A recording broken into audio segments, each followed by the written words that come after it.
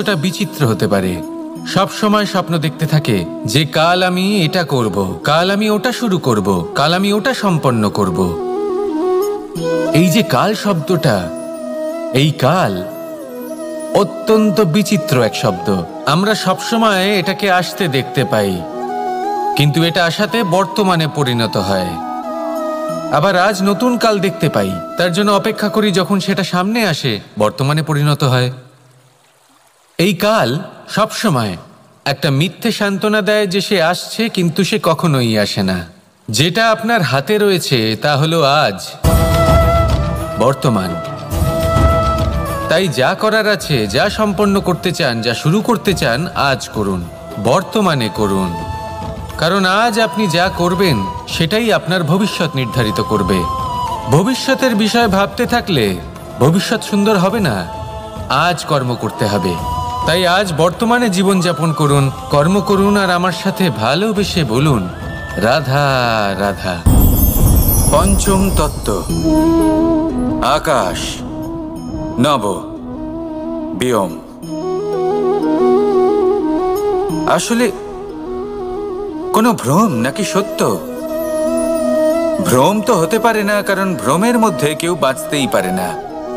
আর যদি সত্য হয় তাহলে এতটাই বিশাল যে আমাদের চোখের থেকে, আমাদের ইন্দ্রিয়ের থেকে, আমাদের মস্তিষ্কের থেকে, আমাদের চিন্তা ভাবনার থেকেও অনেক ঊর্ধ্বে, যাকে আমরা বুঝতেই পারি না।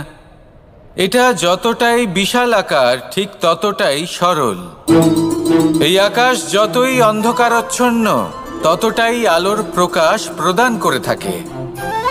দেখতে গেলে এ হলো জীবনের সঞ্চালক, কিন্তু যদি ক্রুদ্ধ হয়ে যায় তাহলে প্রাণ কেড়ে নিতেও দ্বিধাবোধ করে না। এই আকাশ শুধুমাত্র পৃথিবী লোক নয়, বরং এই সমগ্র ব্রহ্মাণ্ডকে, এই সমগ্র সৃষ্টিকে, এর প্রত্যেকটা তারাকে, প্রত্যেকটা গ্রহকে একটা বিশেষ স্থান প্রদান করে। এর নিজের কোনোই অস্তিত্ব নেই, কিন্তু সকলকে অস্তিত্ব প্রদান করে। এটাই হলো এই আকাশের মাহাত্ম্য। এই আকাশই হলো মাহাত্ম্যের প্রতিরূপ, যা আমাদের ভাবনা দ্বারা উৎপন্ন হয়। আপনিও আকাশের মতো এই বোধকে আপন করে নিন। আপনার জীবনও আকাশের মতন মহান এবং বিশাল হয়ে উঠবে। আর তখনই মন সুপ্রসন্ন হয়ে বলবে রাধা রাধা। আপনার থেকে বড়, আপনার থেকে মহান হলেন সেই গুরু। এটা কি আবশ্যক যে সেই গুরু কোনো ব্যক্তিই হবেন? কখনোই নয়। গুরু হলেন একটা তত্ত্ব, গুরু হলেন একটা শক্তি। গুরু একজন ব্যক্তি হলে শুধুই একজনই হতেন, কিন্তু তা নয়। গুরু হলেন একটা অনুভূতি, গুরু হলেন শ্রদ্ধা। গুরু তিনি যিনি আপনার ব্যক্তিত্বের পরিচালক হন। গুরু তিনি যিনি আপনার ব্যক্তিত্বের নির্মাতা হন। আপনি কখন, কোথায়, কোন স্থানে, কি রূপে গুরু লাভ করবেন আর কি শিক্ষা লাভ করবেন তা নির্ভর করছে আপনার মানসিকতার উপর, যে আপনি সকলকে কিভাবে আপন করে নিতে পারেন। যদি আপনি গুরুকে আপন করতে চান, জ্ঞানকে আপন করতে চান, তাহলে আপনার মধ্যে শ্রদ্ধা জাগ্রত করতে হবে, সামর্থ্য জাগ্রত করতে হবে। আপনি গুরু এবং জ্ঞানকে আপন করে নিতে পারলে তা এমনিই আপনাকে মহান করে তুলবে। তাহলে আসুন আর আমার সাথে ভালোবেসে বলুন রাধা রাধা। এই সংসারে এমন কিছু মানুষ আছেন যাদেরকে আপনার ভালো লাগে, তারা আপনার প্রিয়। আমরা চাই ওনারা আমাদের কাছে থাকুন, আমরা ওনাদের কাছে থাকি। এবার সেই ক্ষেত্রে আমরা তাদের ভালো ভালো উপহার দেওয়ার চেষ্টা করি, কারণ ওনারা হলেন আমাদের প্রিয়। আর তার বদলে আমরা আশা করে থাকি যে ওনারা আমাদের একটু সম্মান করবেন। এবার এই মানুষজন যারা আমাদের প্রিয়, এদের আমরা একটা উপহার দিই। সোনা দিয়ে থাকি, আভূষণ দিয়ে থাকি, হিরে মুক্তো দিয়ে থাকি। কিন্তু যদি ভেবে দেখি, এই সব কিছুরই একটা মূল্য আছে। ভেবে দেখুন, আপনি কি তাদের এমন কোনো উপহার দিতে পারেন যা কিনা অমূল্য? তা এরকম উপহার কি হতে পারে? ঠিক বলেছেন আপনি, প্রেম। এই প্রেমই হলো অমূল্য, কারণ মন থেকে এর উৎপত্তি হয়। না চেয়ে পাওয়া যায় আর না ছিনিয়ে নেওয়া যায় এই ভালোবাসা। ঠিক এইরকমই হয় এই সম্মান। যদি সম্মান করো তাহলে মন থেকে এবং ভালোবেসে করো, ভয় পেয়ে নয়। মনে রাখবেন, যে মাথা ভয়ের দ্বারা নত হয়, বিরোধিতাও প্রথমে সেই করে থাকে। যে মাথা ভালোবেসে নত হয় তা আপনার জন্য বলিদানও দিতে পারে। এই সংসারের সব থেকে বড় উপহার, সব থেকে বড় বরদান এই প্রেম এবং সম্মান। তাকে সম্মান করুন আর আমার সাথে ভালোবেসে বলুন, রাধা রাধা। কখনো কোনো চাতককে দেখেছেন? একটা চাতক বর্ষার জন্য অপেক্ষা করে, সেই বর্ষার জলে নিজের তৃষ্ণা নিবারণ করে, নয়তো সারা বছর তৃষ্ণার্ত থেকে যায়। ও আকাশের দিকে তাকিয়ে থাকে আর অপেক্ষা করে যে কবে বর্ষা হবে আর কবে আমি আমার তৃষ্ণা নিবারণ করব। সেখানে অন্যদিকে একটি কাক বা একটা পায়রা, এরা কি করে? যেখানে জল পায় পান করে নেয়, যেখানে খাবার পায় খেয়ে নেয়, আত্মীয় স্বজন বন্ধু বান্ধব যাকেই পায় তার সাথে সময় কাটায়, খাবার খায় আর চলে যায়। এবার এদের মধ্যে মিল কোথায় আর পার্থক্য কোথায়? দুজনের কাছেই ডানা রয়েছে, দুজনেই উড়তে পারে। এই আকাশ হলো ওদের, খাবারের দানা ওদের। পার্থক্য হলো তাদের অভিলাষার, পার্থক্য হলো তাদের আকাঙ্ক্ষার, পার্থক্য জীবন যাপনের ধরনের। এবার যত বেশি আকাঙ্ক্ষা থাকবে, যত দামি জীবনযাপন করার ইচ্ছে থাকবে, তত বেশি কষ্ট আপনাকে সহ্য করতে হবে। আবার অন্যদিকে জীবন যত সরল হবে, জীবনযাপন যত সরল হবে, সমস্যা ততটাই কম হবে। তাই সবসময় চেষ্টা করবেন আপনার মানসিকতা এবং আপনার জীবন যেন সরল হয়। ভালোবাসতে থাকুন। যদি কেউ আপনাকে ভালোবাসে, তাকেও আপনি ভালোবাসা ফিরিয়ে দিন। তাদের সাথে কথা বলুন, কিছু তাদের কথা শুনুন, কিছু নিজের কথা বলুন। দেখবেন সকল তাপ উত্তাপ দূর হয়ে গেছে। এটাই তো হলো জীবনের সারমর্ম। তাই প্রেমে থাকুন, ভালোবাসুন, আর ভালোবেসে আমার সাথে বলুন, রাধা রাধা। ক্ষমা একটা অত্যন্ত সুন্দর শব্দ, আমার খুব প্রিয় শব্দ। কিন্তু এই ক্ষমা কখন আর কিভাবে প্রয়োগ করতে হবে সেটা বোঝা প্রয়োজনীয়। এক, যদি আপনি কোনো অন্যায় করেন আর ক্ষমা না চান, ক্ষমা প্রার্থনা না করেন, ক্ষমা চাওয়া থেকে এড়িয়ে যান, তাহলে তাতে আপনারই ক্ষতি হবে। কিভাবে? ক্ষমা না চাইলে মনের মধ্যে অহংকার জাগ্রত হয়, আর অহংকার তো প্রকৃত অর্থে আমাদের ক্ষতিই করে। দুই, কেউ যদি অপরাধ করেন, আপনার থেকে ক্ষমা না চান, তাহলে তাকে ক্ষমা করবেন না। ক্ষমা হলো অত্যন্ত অমূল্য, আর না চাইতেই কাউকে ক্ষমা দান করা এটা উচিত নয়। তিন, যদি কেউ আপনার সাথে অনুচিত কিছু করেন, অপরাধ করেন, আর আপনার থেকে ক্ষমা চান, তাহলে তাকে ক্ষমা করে দিন। তাতে আপনার অন্তরের করুণাবোধ জাগ্রত হবে, প্রেম জাগ্রত হবে, আর তা আপনার জন্য শুভ হবে। চার, যদি আপনি নিজে কোনো অপরাধ করেন, তাহলে অবশ্যই ক্ষমা চাইবেন। তাতে আপনারই লাভ হবে। কিভাবে?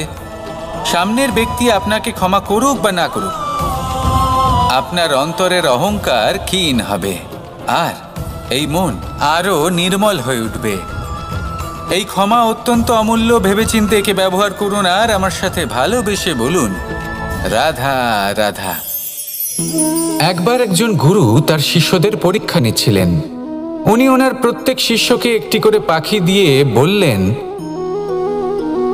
সেই পাখির বলি দিতে হবে, কিন্তু এমন এক স্থানে যেখানে কেউ তাদের দেখতে পাচ্ছে না।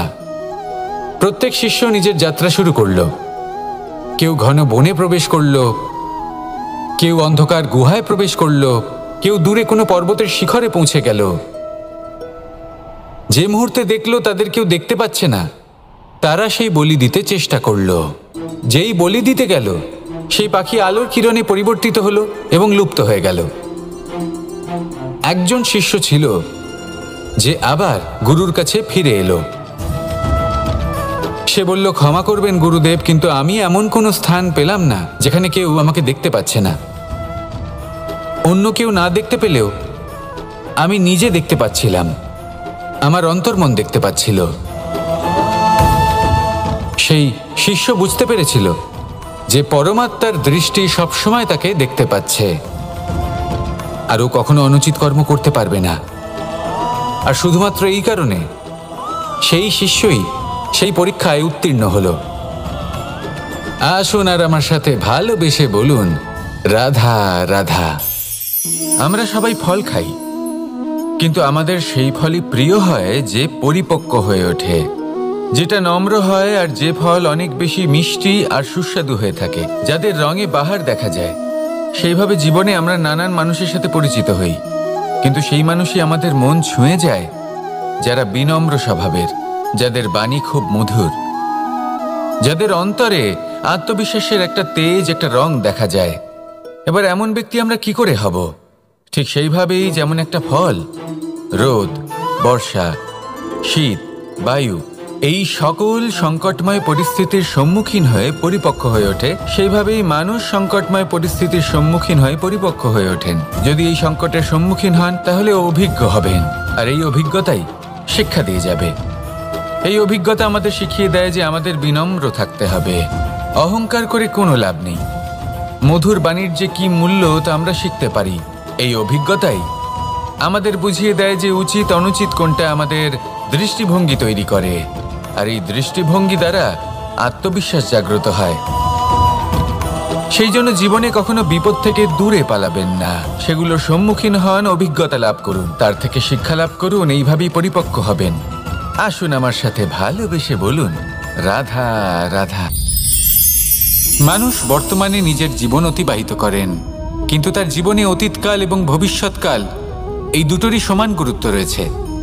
অতীতকাল অতিবাহিত হয়ে গেছে এবং সেটা জীবিত থাকে আমাদের স্মৃতি হিসেবে, এবং ভবিষ্যৎ হলো সেটাই যেটা আমরা শুধুমাত্র কল্পনাই করতে পারি। এবার অতীতের কিছু স্মৃতি এমন থাকে যা আমাদের কাছে আনন্দময় হয় না, তা কটু হয়, দুঃখজনক হয়, যন্ত্রণাদায়ক হয়।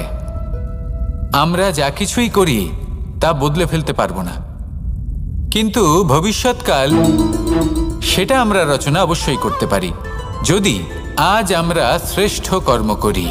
যদি আজকের এই দিনটা আমরা আনন্দের সাথে অতিবাহিত করি, সুখের সাথে অতিবাহিত করি, এক একটা মুহূর্ত আমরা আনন্দ এবং ভালোবাসার সাথে অতিবাহিত করি, আপনার আজকের এই কর্ম আপনার ভবিষ্যৎ নির্ধারণ করবে।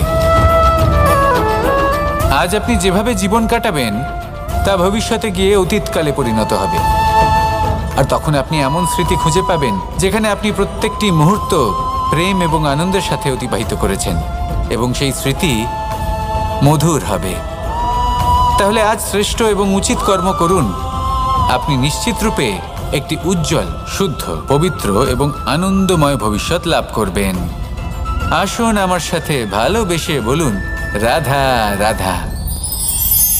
এই সংসারে অনেক অনেক এমন জ্ঞানী আছেন যারা নিজের সমস্ত জীবন জ্ঞান অর্জন করতে অতিবাহিত করেছেন। এই সংসারে এমন কোনো বেদ নেই, কোনো পুরাণ নেই, কোনো শাস্ত্র নেই, কোনো ভাষা নেই যা ওনারা জানেন না। এমন কোনো বিষয় নেই যা নিয়ে ওনারা কোনো বক্তব্য রাখতে পারবেন না। কিন্তু আমরা এই সকল জ্ঞানীকে কি ভালোবাসতে পারি? এনাদের সকলকে সম্মান করতে পারি না। কারণটা কি? দেখুন, বেদ পড়া একটি আলাদা বিষয়, বেদনা বুঝতে পারা অন্য ব্যাপার। এবং বেদনা বোঝার জন্য, সেই জ্ঞান লাভ করার জন্য আপনাকে মন থেকে করুণা এবং প্রেমের সঠিক অর্থ বুঝতে হবে। সামনের ব্যক্তির বেদনা বুঝতে হবে, তার যন্ত্রণাকে বুঝতে হবে। তারপর যে জ্ঞান আপনি অর্জন করেছেন বেদ থেকে, পুরাণ থেকে, শাস্ত্র থেকে, তা প্রয়োগ করে তার বেদনার নিবারণ করা, সেটা বেশি গুরুত্বপূর্ণ। সেই জন্য জীবনে শুধুমাত্র শাস্ত্র এবং বেদ পড়ে জ্ঞান অর্জন করতে সময় নষ্ট করবেন না।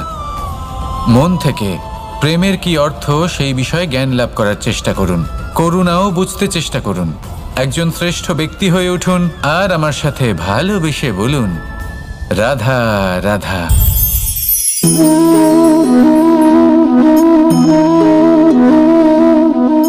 জল এই সংসারের সমস্ত প্রধান তত্ত্বের মধ্যে একটি।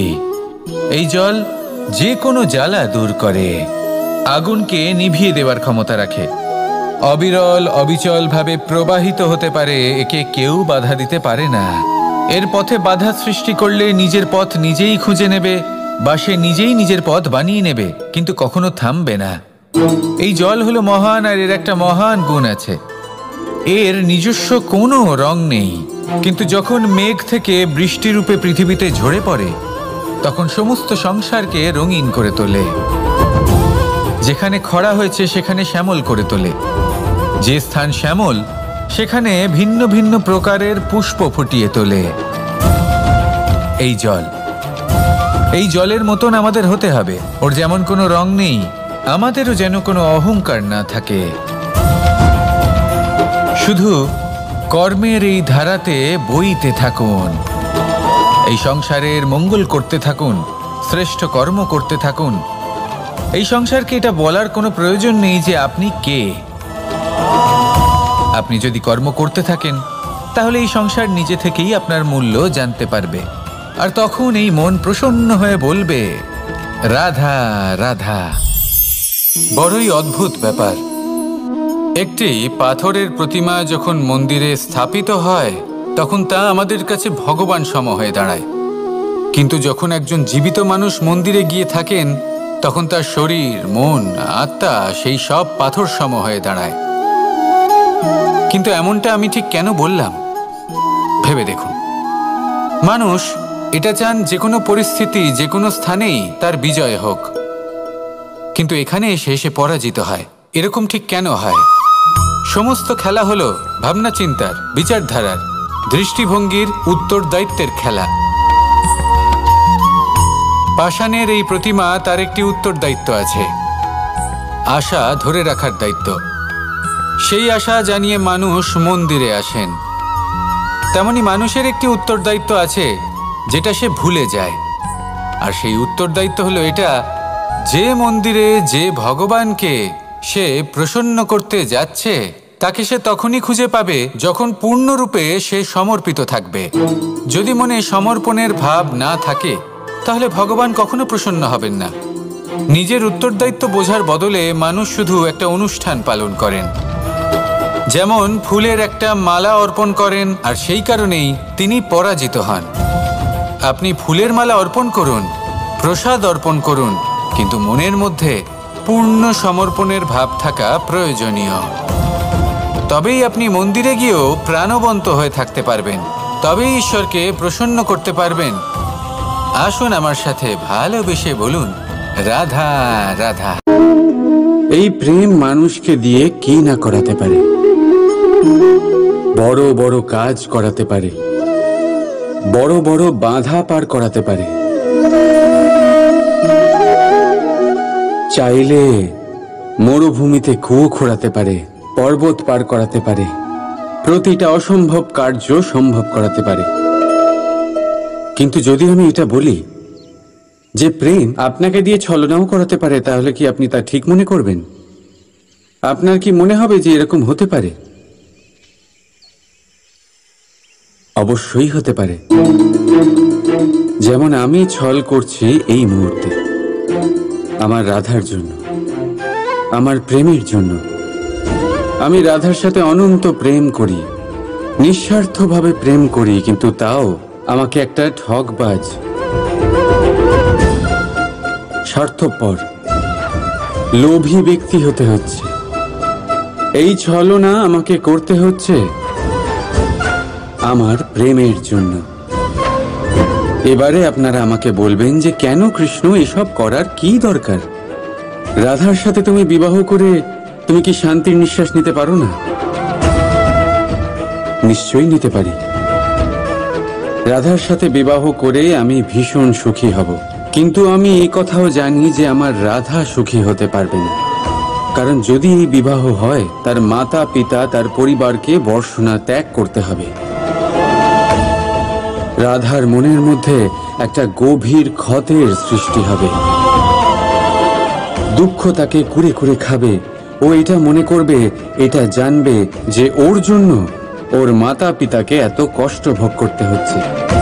এবার রাধার কষ্টকে ভিত বানিয়ে কৃষ্ণ নিজের সুখের মহল কি করে তৈরি করতে পারে? কারণ যাদের আপনি ভালোবাসেন শুধু তাদের ভাবনা নয়, আপনার প্রেমিক যাদের ভালোবাসে তাদের ভাবনার খেয়াল রাখাটাও আপনারই কর্তব্য। আর কখনো কখনো নিজের প্রেমকে উঁচুতে উঠতে দেখতে গেলে আপনাকে নিজেকে নিচে নামতে হবে। এমন কোনো কাজও আছে যা আপনাকে আপনার প্রেমের জন্য করতেই হবে।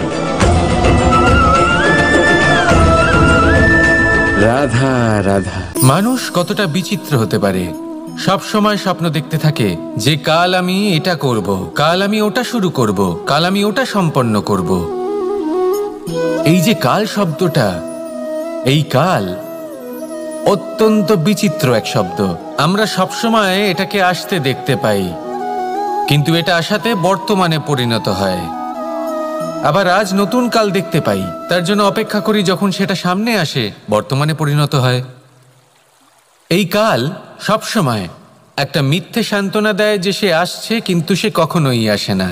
যেটা আপনার হাতে রয়েছে তা হলো আজ, বর্তমান। তাই যা করার আছে, যা সম্পন্ন করতে চান, যা শুরু করতে চান, আজ করুন, বর্তমানে করুন। কারণ আজ আপনি যা করবেন সেটাই আপনার ভবিষ্যৎ নির্ধারিত করবে। ভবিষ্যতের বিষয় ভাবতে থাকলে ভবিষ্যৎ সুন্দর হবে না। আজ কর্ম করতে হবে। তাই আজ বর্তমানে জীবনযাপন করুন, কর্ম করুন, আর আমার সাথে ভালোবেসে বলুন রাধা রাধা। পঞ্চম তত্ত্ব, আকাশ, নব, ব্যোম।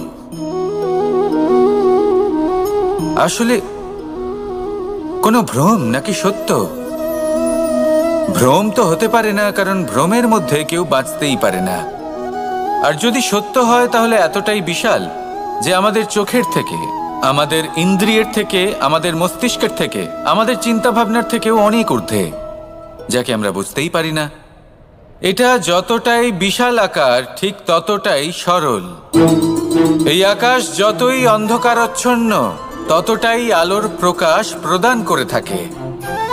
দেখতে গেলে এ হলো জীবনের সঞ্চালক, কিন্তু যদি ক্রুদ্ধ হয়ে যায় তাহলে প্রাণ কেড়ে নিতেও দ্বিধা বোধ করে না। এই আকাশ শুধুমাত্র পৃথিবী লোক নয়, বরং এই সমগ্র ব্রহ্মাণ্ডকে, এই সমগ্র সৃষ্টিকে, এর প্রত্যেকটা তারাকে, প্রত্যেকটা গ্রহকে একটা বিশেষ স্থান প্রদান করে। এর নিজের কোনোই অস্তিত্ব নেই, কিন্তু সকলকে অস্তিত্ব প্রদান করে। এটাই হলো এই আকাশের মাহাত্ম্য। এই আকাশই হলো মাহাত্ম্যের প্রতিরূপ, যা আমাদের ভাবনা দ্বারা উৎপন্ন হয়। আপনিও আকাশের মতো এই বোধকে আপন করে নিন। আপনার জীবনও আকাশের মতন মহান এবং বিশাল হয়ে উঠবে। আর তখনই মন সুপ্রসন্ন হয়ে বলবে রাধা রাধা। আপনার থেকে বড়, আপনার থেকে মহান হলেন সেই গুরু। এটা কি আবশ্যক যে সেই গুরু কোনো ব্যক্তিই হবেন? কখনোই নয়। গুরু হলেন একটা তত্ত্ব, গুরু হলেন একটা শক্তি। গুরু একজন ব্যক্তি হলে শুধুই একজনই হতেন, কিন্তু তা নয়। গুরু হলেন একটা অনুভূতি, গুরু হলেন শ্রদ্ধা। গুরু তিনি যিনি আপনার ব্যক্তিত্বের পরিচালক হন। গুরু তিনি যিনি আপনার ব্যক্তিত্বের নির্মাতা হন। আপনি কখন, কোথায়, কোন স্থানে, কি রূপে গুরু লাভ করবেন আর কি শিক্ষা লাভ করবেন তা নির্ভর করছে আপনার মানসিকতার উপর, যে আপনি সকলকে কিভাবে আপন করে নিতে পারেন। যদি আপনি গুরুকে আপন করতে চান, জ্ঞানকে আপন করতে চান, তাহলে আপনার মধ্যে শ্রদ্ধা জাগ্রত করতে হবে, সামর্থ্য জাগ্রত করতে হবে। আপনি গুরু এবং জ্ঞানকে আপন করে নিতে পারলে তা এমনিই আপনাকে মহান করে তুলবে। তাহলে আসুন আর আমার সাথে ভালোবেসে বলুন রাধা রাধা। এই সংসারে এমন কিছু মানুষ আছেন যাদেরকে আপনার ভালো লাগে, তারা আপনার প্রিয়। আমরা চাই ওনারা আমাদের কাছে থাকুন, আমরা ওনাদের কাছে থাকি, এবার সেই ক্ষেত্রে আমরা তাদের ভালো ভালো উপহার দেওয়ার চেষ্টা করি, কারণ ওনারা হলেন আমাদের প্রিয়। আর তার বদলে আমরা আশা করে থাকি যে ওনারা আমাদের একটু সম্মান করবেন। এবার এই মানুষজন যারা আমাদের প্রিয়, এদের আমরা একটা উপহার দিই। সোনা দিয়ে থাকি, আভূষণ দিয়ে থাকি, হিরে মুক্তো দিয়ে থাকি। কিন্তু যদি ভেবে দেখি, এই সব কিছুরই একটা মূল্য আছে। ভেবে দেখুন, আপনি কি তাদের এমন কোনো উপহার দিতে পারেন যা কিনা অমূল্য? তা এরকম উপহার কি হতে পারে? ঠিক বলেছেন আপনি, প্রেম। এই প্রেমই হলো অমূল্য, কারণ মন থেকে এর উৎপত্তি হয়। না চেয়ে পাওয়া যায় আর না ছিনিয়ে নেওয়া যায় এই ভালোবাসা।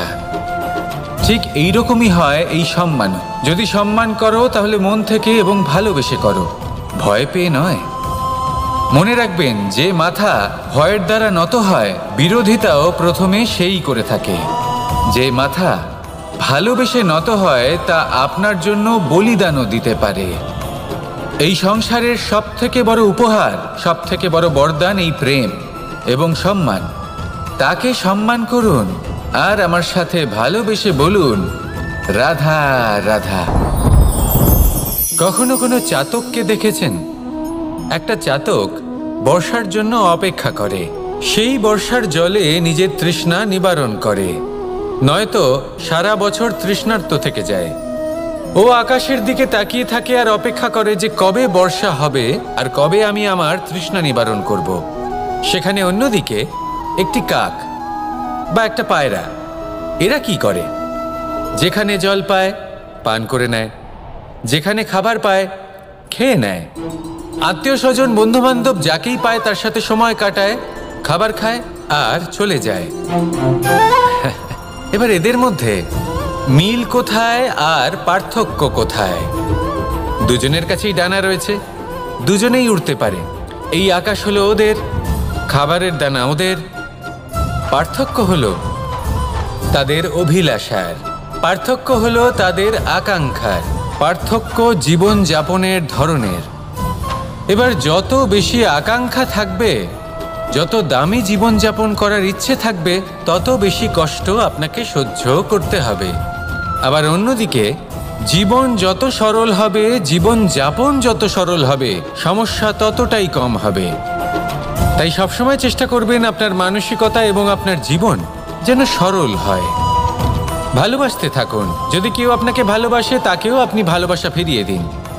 তাদের সাথে কথা বলুন, কিছু তাদের কথা শুনুন, কিছু নিজের কথা বলুন। দেখবেন সকল তাপ উত্তাপ দূর হয়ে গেছে। এটাই তো হলো জীবনের সারমর্ম। তাই প্রেমে থাকুন, ভালোবাসুন, আর ভালোবেসে আমার সাথে বলুন, রাধা রাধা। ক্ষমা একটা অত্যন্ত সুন্দর শব্দ, আমার খুব প্রিয় শব্দ। কিন্তু এই ক্ষমা কখন আর কিভাবে প্রয়োগ করতে হবে সেটা বোঝা প্রয়োজনীয়। এক, যদি আপনি কোনো অন্যায় করেন আর ক্ষমা না চান, ক্ষমা প্রার্থনা না করেন, ক্ষমা চাওয়া থেকে এড়িয়ে যান, তাহলে তাতে আপনারই ক্ষতি হবে।